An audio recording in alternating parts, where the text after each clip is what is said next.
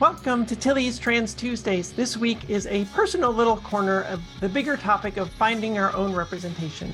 I suspect a lot of other trans people have similar things in their lives, but the specific one we're talking about today is Pink. The singer, not the color, though, spoiler, I like that too.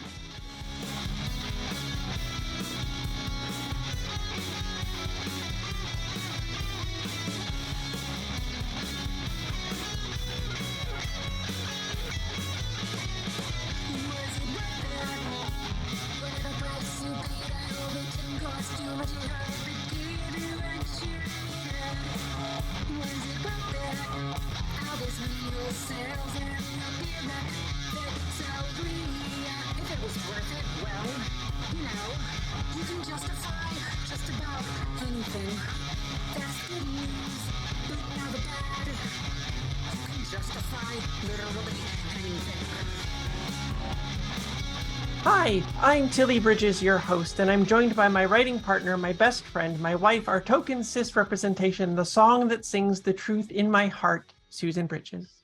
Whoa. I feel like I can't live up to this. Well, you've already have.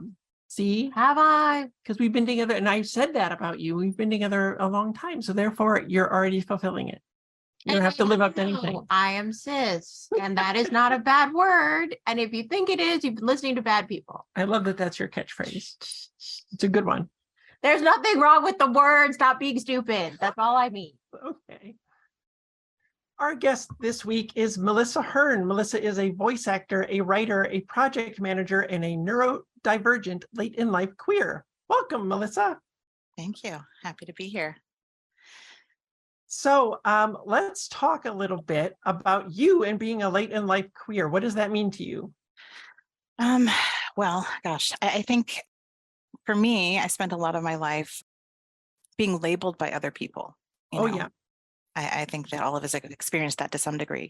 As a kid, I was called homophobic slurs. I was called many things. I acted too much like a boy, or I didn't behave in the way that other kids did. And I'd never quite understood what I was supposed to be doing or how I was supposed to be behaving, because whatever I was doing was wrong. Mm-hmm. And so I learned how to mask in a variety of ways, whether it was how to behave in social situations or how to just see people of the same gender as, friends, as opposed to potential partners or romantic interest. And I really just tried very hard to be the most me that everybody else expected me to be. So I wore makeup as like my armor. I did my hair, and I presented myself as the most feminine as I possibly could, because I was fighting back against people telling me I wasn't doing it right. Right. And then sometime between, 20s and 30s, I started to kind of explore a little bit. It was my own sort of late rebellion. I didn't have a teenage rebellion phase. I did it in my 20s and 30s after my parents no longer cared. Yeah. And I sort of swung wildly between hyper femininity and hyper masculinity in how I presented myself. And people never quite understood which Melissa we're going to get today. And I didn't know either, but there were a lot of times where I'd wake up in the morning, I'd feel like, oh, I can't stand the feel of myself in a dress or to present as a female. I don't want to look like somebody that people are interested in romantically or sexually. It was not something that I wanted to feel, or I didn't want to have eyes on me in that way. And so I spent a lot of time kind of swinging between those two things. And then it wasn't until the pandemic when I started to, I think, like a lot of people, do a lot of self-examination and what it meant for me. Yeah. As you are probably already know, I have a child who is on the autism spectrum. He's combo ADHD and autism spectrum. And him getting diagnosed was what triggered me to get diagnosed with ADHD, but then also realized that I'm also on the spectrum. Mm-hmm. So a lot of that sort of helped me to realize that I've been masking all over the place, that things that I was trying to hide and cover because society didn't approve of it or didn't understand it were really just symptoms of who I was as a person, and that I needed to kind of spend time with those and embrace them. Part of that too was, looking at not only my sexuality, but my gender representation and what it meant to me, that I don't have to be some perfect example of a woman, that if I'm not wearing a dress, that I'm still me, and I'm still valid. And Yeah. I don't necessarily need to identify as a woman. And I feel that way. Like I look back at my childhood, you'll remember like the sex ed classes when we were, sixth, seventh grade. They showed us like diagrams of what the female body would look like as it went through puberty. And I was horrified. I remember seeing that and thinking, I don't want to look like that. And seeing the diagrams of what boys' bodies would look like. And that I was like, that's more along the lines of what I would like. I just want to not look like a gender. I just want to look like me. Yeah. So it was funny because I just thought about that. I was like, oh yeah, I remember that time when I just felt so weird about the idea of going through puberty and what my body would do. And I'm 45 now, and my body has definitely gone through a variety of changes, and I've come to accept those. But it was really kind of telling about how I was just like, I'm not interested in participating in any of that. But I didn't really have a say at that point. Yeah. So that's really interesting because I haven't really thought back to like sex ed or that in a while, but I do remember finding out that people who are assigned male at birth were going to get body hair and all of that. And I was like, what? yeah, Where? no, thank you. No. So I had totally forgotten about that. And, like I say, the signs were there, maybe that wasn't for me. So you describe yourself as gender fluid. And so I think a lot of people who are gender fluid probably have a different experience of that than other people who are gender fluid. It's not like trans women like me, who even within trans women, we all vary and want different things and do different things, but we're all still like trans women. And I don't think that's quite the same with people who are gender fluid. So what exactly does that mean to you? So for me, it's not. So I feel like sometimes I feel more like a girl. And sometimes I feel more like a boy. And I honestly don't like, I was trying to describe this to someone recently. I said, I just, there are times where I feel like neither, and I don't really feel like I need to ascribe to any gender, and my representation kind of varies as far as how I express myself in my dress and appearance varies widely too. And I don't try not to spend too much time thinking about that. Like it used to be that I was like, well, I can't possibly be gender fluid because I present feminine a lot of the time. I do makeup and I do hair. So I'm very feminine in appearance. But once I started to kind of deconstruct that and realize that was part of the mask. It was part of what I wore to make myself look a certain way so that people, perceived me in the way that was acceptable. Right. So now for me, gender fluid means that I can wake up and feel like whatever I want to be and not feel like it's bad. So if tomorrow I wake up and I want to shave my head and wear, jeans and typically masculine clothing, there's nothing wrong with that. It doesn't make me any less of who I am. Right. And I think, so I went to a party in my 20s. It was a drag party, and I had never done drag ever. I'd known some people who had done drag personally. I'd met them, but they were all, these were all male presenting. They were all pretty straight men from outward appearances. And so I went to this party and I dressed as a man, and I found it incredibly freeing and liberating. And I was like, this is an entire side of myself that I haven't allowed myself to express. But everyone that I talked to at that party said, this is a very different side of you that we didn't know existed, in how I presented myself and how much more confident I was, and how I can't really express it. Like this was probably 15, 20 years ago. It was before I had kids, but I just felt a very different way than I'd ever felt in my life. And I was like, oh, this is what it's like to just kind of allow yourself to play and be who you are.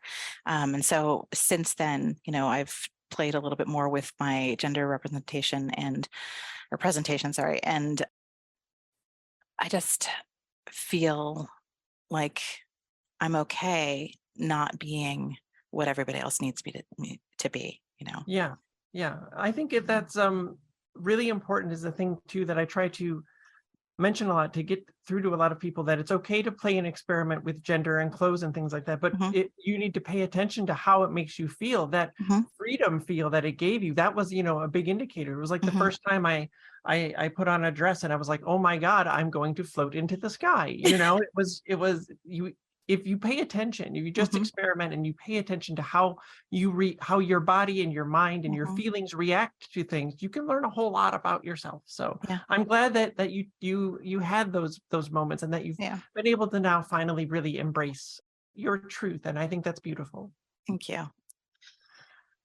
Okay, so before we get started, I want to mention that I wanted you to be on this episode because you love Pink just like I do. Mhm. And so before we get into that, I wanted to ask you, what was it about her specifically that has spoke to you? So I think it's a lot of the similar things that you liked about her. It was that Yeah, she's not your typical super feminine woman. She doesn't sort yeah, of present in the way that I think society is expecting of someone in her position. You know, yeah, she's not your Madonna, she's not your Rihanna, she's not, hyper feminine, and she's not afraid to be strong. She's not afraid to be tough. She's really yeah. bold. She speaks her mind. She's got nice biceps too. I She's just got want to throw big that out there. muscles. Yeah, Yeah, yeah. yeah, yeah, And she's also like every interview I've ever seen of her, she's just so kind. She is yeah, so kind. And she's the kind of person that, like, if my kids wanted a role model that, was somebody who was a celebrity, that she should be that kind of person. She's kind, and she promotes people, and her messages are generally one of, you know, it's okay to be flawed. It's yeah, okay to mess up and be the kind of person who doesn't have all the answers, but keep trying. And yeah. that, I think, is really special. Yeah, I agree. And I think, well, let's get into the topic of the week then, because we're going to talk a Yeah. whole lot about that. So for the folks out there, if you followed me on social media for any length of time, you know that I'm a mega fan of Pink, probably mostly because of what I call Pink Fridays, where I highlight a song or a performance of hers on a weekly basis, although I haven't in like a month because we've been so busy, I haven't had the energy for it, but they're coming back, don't worry. But anyway, I'm a firm believer in talking about what you love and spreading the joy. Mhm. But what you probably don't know is why I'm such a big fan of hers. I mean, yes, her voice is stunning and I love her songs, and all of that would actually catapult her to the top on its own. But for me, there's also another layer to it. I talked a little bit about what she means to me in the Trans Tuesday on the false dichotomy in our society, which was also the very last episode of this here podcast. So you may want to check that out if you missed it, as a little preview of what you're getting now.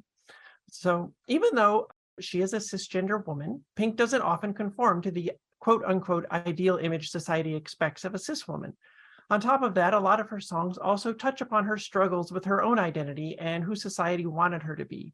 And maybe you're starting to see the parallels. She also has a lot of songs that have big F off energy for reasons I already mentioned. And obviously, that isn't necessarily true for all trans people or all trans women, but that resonates with me. Because in so many ways, I've talked about in a lot of Trans Tuesdays, with the way our society treats us, discriminates against us, actively tries to harm us and legislate us out of existence, to stand up and say, that won't stop me from being me, is big, big FU energy. I touched on this a bit in the thread on The New Past, which was about finding our own representation, for me anyway, in a show with no trans people involved, but that still gave me a piece of my childhood that I could have had. So you may want to check that one out. And so often trans people and people of other marginalized communities have to find our own representation in media because we so rarely are actually depicted or represented. And then many times when we are, it's harmful and damages us. You can see the Trans Tuesday on bad representation for one example of what happens when representation goes very, very wrong. Melissa, I wanted to ask you, how have you found the gender fluid representation in media to be? Have you found many or any gender fluid people making art that speak to you? I mean, there's not a lot of representation for gender fluid. I think Yeah, there's a few, and I know that, like, Demi Lovato, and there's a couple of others. But I think the resounding thing is that a lot of people expect, if you're trans, you're going to look X way, and if you're a trans yeah, male, trans feminine, you're going to look a specific way. But that's not true. Right. yep, You can be trans and look however you feel comfortable presenting yourself. And that's the exactly. same for gender fluid. And I think Yeah, the problem with representation in the media is that people expect those who are gender fluid to look as if they have no gender, that they're, yeah, that or we're going to be, it's just that you can't, wear dresses and makeup and still be gender fluid or right. non-binary. Like those things don't seem to go together as far as, popular expectation. Yeah, I think that's a good point because being a gender and not really Yeah. having a gender is perfectly valid, but it is Mhm. not the same thing as gender fluid. And a Yep. lot of people out there do not understand the differences. And gender fluid people can present Mhm. sort of agender if that's how you're Mhm. feeling. That's totally also valid, but it's not true for every gender fluid person. So yeah, I think that the complexities of that, I felt like I haven't noticed like much, if any, gender fluid representation in movies or television Oh, shows. no. So it's got to be tough.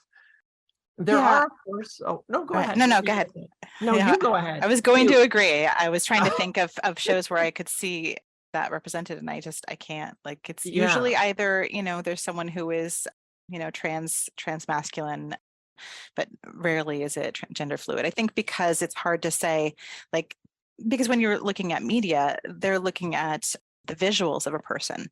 And yeah. so to present someone who is gender fluid, it's really difficult to say, well, this person looks gender fluid, and it's hard to create a character visually that way. Yeah. There are, of course, trans artists in music out there. Things are actually really improving in some ways, as Sam Smith, Demi Lovato, Janelle Monáe, and Halsey have all come out as non-binary, and Miley Cyrus has come out as gender fluid. And all of them came out well into their careers, which may mean they only recently figured it out because there's no set timeline for these things. But it could also mean that they only recently got to a place in their careers where they felt coming out wouldn't cost them everything that they had established. Or it could be both. Mhm. But for trans women and men outside of the indie world, the options drop dramatically. For trans women, there's Sophie, who we tragically lost, and Laura Jane Grace of Against Me. And I bet most people who aren't trans have never even heard of them. I hadn't before I realized I was trans. Probably the most well-known at the moment for trans women is Kim Petras. But none of them get play on the radio in the US. You're unlikely to know or have heard of them if you're not specifically going looking for them or a part of queer culture. Kim Petras was the first trans woman that I actually ever heard on the radio, and it was a really big moment for me because that was the first time I heard somebody who identifies the way I do on mainstream radio, and that's a big moment of acceptance. And yeah, she won a Grammy for that song, but I want to point out that she only got the opportunity to get on mainstream US radio with a shot at that Grammy because the already well-established Sam Smith invited her to sing on that song. Yeah. And for trans men, the pickings are even slimmer. I've never heard one on the radio that I'm aware of. Lucas Silveria was the first trans man signed to a major record label, and that didn't even happen until 2020. And I'm not sure if any of his songs have made it onto radio play anywhere yet. And so just in the course of living our lives, hearing music in public places, on the radio, in movies and television, we come to find artists that speak to us, even if they might not share our exact identity. And that's what finding our own representation is. So, Melissa, I wanted to ask you, have there been singers or characters maybe in books or movies or TV that you identified with or that spoke to you on a really deep level, even if they didn't share the same aspects of your identity? For me, okay, so I'm going to go back real far into the annals. So Okay. I remember Legend of Billie Jean. Did you ever watch that movie in the No, I 80s? have not. I've not So seen it was it. Helen Slater, and essentially Helen Slater was not trans. She was not gender fluid in any capacity that you could tell in that at that stage. This was the 80s, so Yeah, this wasn't discussed. But she was a woman who had experienced a great deal of trauma, assault, etc., which was pretty common in film as a sort of a catalyst for transformation, right? So it was used often sure. as a catalyst. And so for her, she went through this transformation physically. She, shaved off all her hair. She got a short haircut and sort of came into her own power, which was to say that I'm not going to let anyone tell me who I need to be or how I need to be, and let anybody hurt me again. Yeah. And that character, while she wasn't necessarily trans in any capacity or gender fluid, like her presenting herself in a way that was not typically feminine, I watched her and I was just in awe. I Yeah. felt how powerful that was to, not need to be presented in a feminine way for the gaze of people who have no understanding of who you are on the inside. And that was the first. I was very young when I saw that movie, but it sort of stuck with me forever. Yeah. Yeah. Well, I have something similar too, and so do a lot of people who Mhm. were Star Trek fans, and that we sort of adopted Jadzia and Ezri Dak from Star Trek Deep Space Nine. And they were the only characters really that we could see ourselves Mhm. in all of Star Trek for literally decades, even Yeah. though both are cisgender characters played by cisgender actors. Mhm. Star Trek has finally given us characters who are non-binary and a trans man, but trans women are still waiting. As a brief aside, Dax, both Jadzia and Ezri, though Jadzia more so, I think, were incredibly important to the trans community, and Dax will be getting her own Trans Tuesday at some point. I've had it on my list since the beginning when I started Trans Tuesdays 3 years ago, but Dax meant so much to me as a kid growing up that I still just haven't felt ready to tackle it. It'll happen eventually, but let's get back to the cis lady at hand, Pink.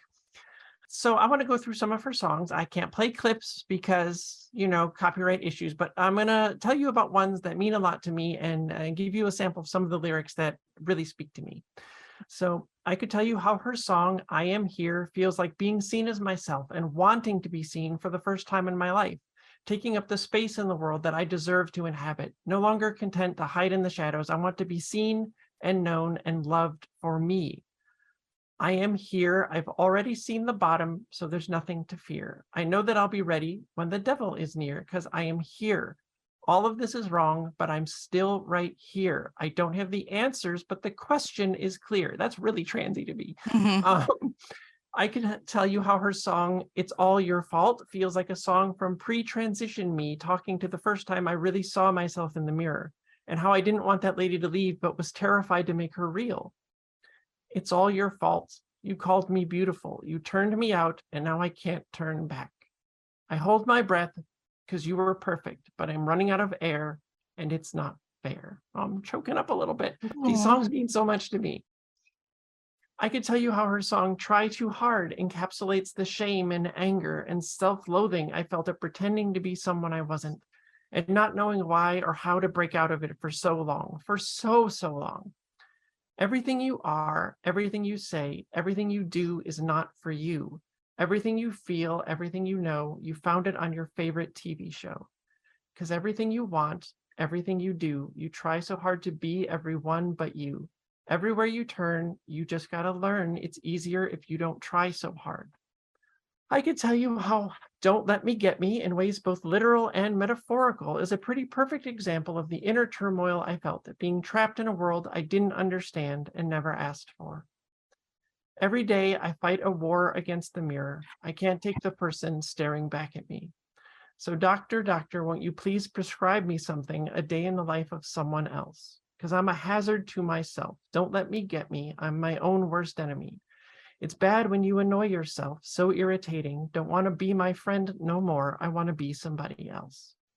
That one hits me every time. Right? I Yeah. just, oh my Yeah. God, it's, yeah. And one of her brand newest songs, Trust Fall, I could tell you how it's the moment of the leap into embracing your true self, throwing yourself over the edge and believing that you'll fly. It's the moment you decide to transition and become the real you that you've always been inside.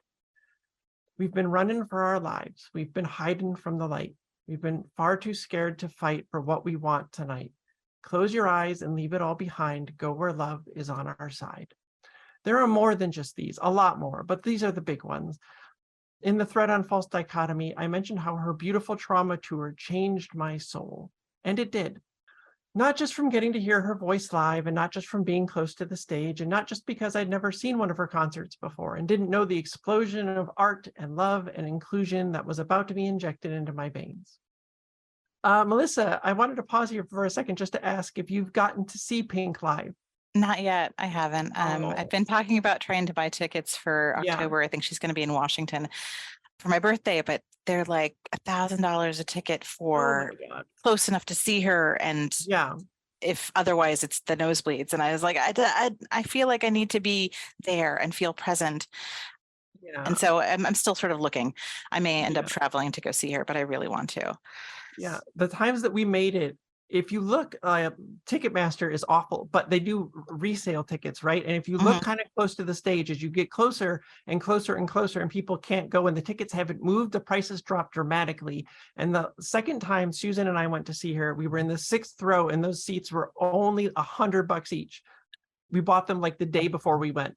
Oh my So gosh. yeah, keep an eye on that because they might Balanced out open up. from the other time when we paid like a ridiculous They were amount. $300 each So, that time. No, they were more than No, they were not. that. They were. Well, let me ask you, Susan, because you went with me to the 2 times that I've seen her live. What was it like for you? Because I know you don't have the same sort of gender issues that I have or Melissa has or that a lot of trans people have. So did it speak to you in the same way? How did you feel seeing her concerts? Well, I think I don't have those particular issues, but I do have long-standing body issues and That's our society and women, right? Right. yeah, Well, and you know, basically tortured by my mother about how, you know, if you're fat, you're worthless, and dealing with that like my whole life and still dealing with that. And also because I have this autoimmune disease that affects my joints, which I was diagnosed with in my 20s, I've never had, like, it's been a constant barrage from health professionals telling me to lose weight, lose weight, lose weight, lose weight. You're not okay the Because way they think you that's are. just what's going to solve everything. And because of that, I eventually developed a complete anxiety disorder Yeah. and depression and Oh, babe. all of those things, just because, like, and it is a real fear. I mean, there's a lot of fat phobia in the health sector. And so, you know, at this time, like, my income supports our whole family. And so I'm like, what if something serious happens to me? What if I go to the emergency room and some doctor thinks I'm too fat to save? So these are things that I like worry about all the time, that I can't possibly feel accepted how I am because there is no one who accepts me. So it is still an empowering message, I think, in that way. Yeah. In that you are worthy how you are. Yeah. And there's a lot of that still. So not to make it all about me. No, I asked you. You are a co-host and here to share your experiences as well. But it's a difficult thing. Yeah. Well, on the last tour, which is when we saw her twice because it was a very long extended tour, there was an extended moment during a costume change, a video with a voiceover about a conversation she had with her daughter. There's a version that you can find online. If you go to the social media or Google Doc versions of this, it will be linked so you can see it, that someone recorded from the concert if you want, rather than just hearing me read it out. But that's what I'm going to do right now because I think it's really important. Recently, I was driving my daughter to school and she said to me out of the blue, "Mama," and I said, "Yes, baby." She said, "I'm the ugliest girl I know." I said, "Huh?" And she was like, "Yeah, I look like a boy with long hair." And my brain went to, "Oh my God, you're 6. Why? Where is this coming from? Who said this? Can I kick a 6-year-old's ass?" But I didn't say anything. And instead I went home and I made a PowerPoint presentation for her. And in that presentation were androgynous rock stars and artists that live their truth, are probably made fun of every day of their life, and carry on and wave their flag and inspire the rest of us. And these are artists like Michael Jackson and David Bowie and Freddie Mercury and Annie Lennox and Prince and Janis Joplin and George Michael, Elton John. So many artists, her eyes glazed over. But then I said, "I really want to know why you feel this way about yourself." And she said, "Well, I look like a boy." And I said, "Well, what do you think I look like?" And she said, "Well, you're beautiful." And I was like, "Well, thanks." But I said, when people make fun of me, that's what they use. They say I look like a boy, or I'm too masculine, or I have too many opinions. My body is too strong. And I said to her, "Do you see me growing my hair?" She said, "No, Mama." I said, "Do you see me changing my body?" "No, Mama." "Do you see me changing the way I present myself to the world?" "No, Mama." "Do you see me selling out arenas all over the world?" "Yes, Mama." "Okay, so baby girl, we don't change. We take the gravel in the shell and we make a pearl, and we help other people to change so that they can see more kinds of beauty. And you, my darling girl, are beautiful, and I love you." That video is when I knew I could transition all the way, that it would be okay, that I could be me and exist and be happy and be loved. And it wasn't me who was wrong for wanting to live my truth, but those who wanted to hold me back. And I knew that. Of course I knew it. I'd have fought for any other trans person to have that right. But my own internalized transphobia kept me from applying it to myself up until that moment during her concert on that night. There will be an internalized transphobia Trans Tuesday coming up. But then it was followed by another little video package, which is something that I believe with every inch of my being. A long time ago, I decided that no matter where I went or what I did with my life, I was always going to be very true to myself. I've always identified with people that struggle, just being able to help people, That is the stuff that keeps me going. We all want to be loved. We all want to be protected. We're all pink on the inside. We all bleed red. We all cry clear tears. We all put one foot in front of the other. We want to have faith in our world. I think a lot of women are afraid of the word feminism, and that's a shame. I'm not afraid to be a strong woman. This is how you were born. I wish for women to stop apologizing. I'm grateful if I've kept one girl from feeling different or ugly or unempowered. You have to fight for rights, respect, and love and compassion, and you have to be willing to die for it. With all the strife and economic woes in the world, religious intolerance, global warming, it boggles my mind that we're spending time, energy, and money trying to ban love. I don't want there to be gay marriage. I just want there to be happy marriage and lasting marriage. I think the human experience shouldn't be covered up. I think it should be lived out loud. I see in other people the truth that's happening, and I want them to feel comfortable being that. The music alone is going to keep me going. I've owned and embraced my integrity, and I feel like I still have a lot of fight left in me. We've been failed by our government. There are a lot of people that feel forgotten and invisible and made to feel less than, unwanted, and unloved. And it hurts my heart, makes me very angry. I will do everything I can to open people's hearts, ears, minds, because I'm not going anywhere. I've seen change, and I have to believe that change is possible, because if I stop believing that, then it's just a little too much for me.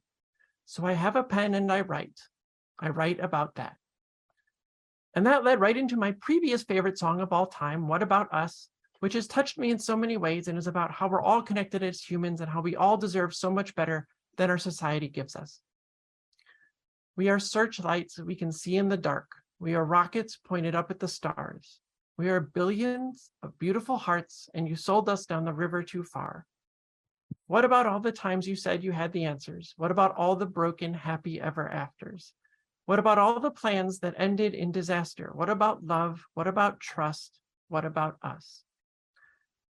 And then in 2021, between studio albums, she released her first live album, which included 2 new studio tracks, one of which is All I Know So Far. And that song spilled my heart all over the world for everyone to see. This is the part that gets me the most and just rips me open. I haven't always been this way. I wasn't born a renegade. I felt alone, still feel afraid. I stumble through it anyway. I wish someone would have told me that this life is ours to choose. No one's handing you the keys or a book with all the rules. The little that I know, I'll tell to you. When they dress you up in lies and you're left naked with the truth. That line, oh my God, every time it kills me. Mm-hmm. I listened to that song on repeat during my run the day it came out. I couldn't turn it off. It was this cathartic release of so much trapped inside. And I was crying real tears, and there were a lot of them in the middle of my run, and I couldn't stop listening or running. I pushed, and it hurt, and it helped, and the world was beautiful. I don't know if I'd be where I am now without that moment during her concert, but I did get that moment and everything that came with it, and here I am. She changed me. She shared her art and her creativity and her pain and her love with the world, with me, and it helped me in ways I can't even fully vocalize. She helped me transition, helped me become me. So to Pink, I say thank you. Thank you, thank you, thank you. Words will never be enough. And thank you for being here, Melissa. It was so great to have another huge Pink fan to nerd out with. My pleasure. Thank you so much for having me, Tilly. It's so fantastic. I want to say one final thing, which is that over the pandemic, I've had 6 or 7 friends come out as trans, people that I have known either very close or in peripheral. It's a pretty large number. And that was a large part of allowing me to kind of be who I am. Because I could see, you and others being so brave and so strong. And when it's hard and it's scary, and that you're facing a great deal of opposition from, from all over, and you're still who you are. From a bunch of dummies. From a bunch of dummies. And I'm just, I was so impressed and so inspired. And I just want you to know that I think you're fantastic. Oh, thank you so much. That means a lot to me. And, I've said it before, and it's still true, and it will forever be true, in that the more of us that come out and are proud to be out and proud to be who we are and live our truth and show our joy, it helps others do the same. And that's one of the most important things that we can do. That's exactly it. Yeah. Yeah. And as my final thought, let me just say to everyone else out there creating, no matter what it is, You're putting yourselves out there. Please keep it up. You never know whose life you're going to touch. We need you. We need each other. We're all we've got, and that's all I know so far. Tilly Bridges, end transmission. Tilly's Trans Tuesdays is hosted by Tilly Bridges and Susan Bridges, with audio editing and sound mixing by Jillian Morgan. Special thanks to Daisy and Jane for the use of Sorry Not Sorry as our show's theme music. Please stop by and show your support at daisyandjane.bandcamp.com and soundcloud.com/daisyandjane. You can find me at Tilly Bridges on Twitter and Hive, on Mastodon at tillybridges@mastodon.social, at facebook.com/TillySBridges, and on Insta at HeckYeahTillyBridges. And you can find Susan on all of those at Susan L. Bridges. The Google Doc and social media versions of this week's topic and all past topics are available at tillystranstuesdays.com. For more information, visit pendantaudio.com. Thanks for listening.